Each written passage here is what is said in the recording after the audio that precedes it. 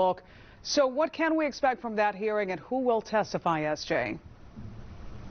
Well, Veronica, House Democrats, they got off a conference call today and made this major announcement.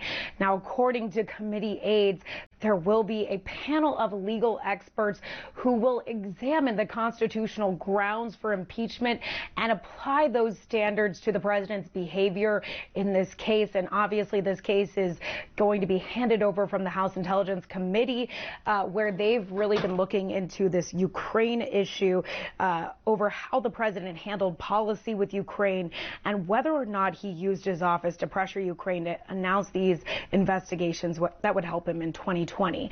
Now, this announcement of a hearing from the committee today, a real indication that the House Intelligence Committee's report will be ready shortly. We expect that sometime next week.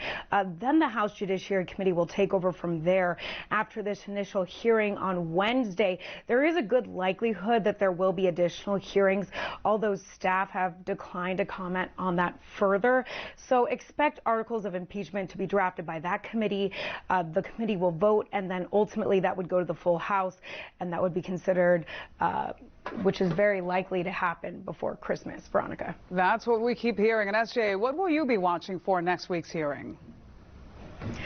Veronica, I think we could get a real indication of what the House is considering for those articles of impeachment. I think it looks pretty likely that they are going to head in that direction. All indication is that they will.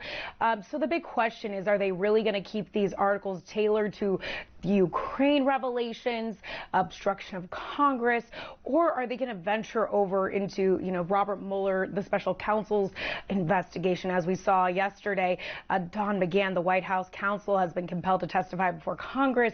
Obviously, a lot of fighting in the courts, but we're going to see whether or not stuff from the special counsel's investigation will head over into this impeachment inquiry. We're going to have a much better indication of that next week. Veronica. SJ, thank you, and we'll continue.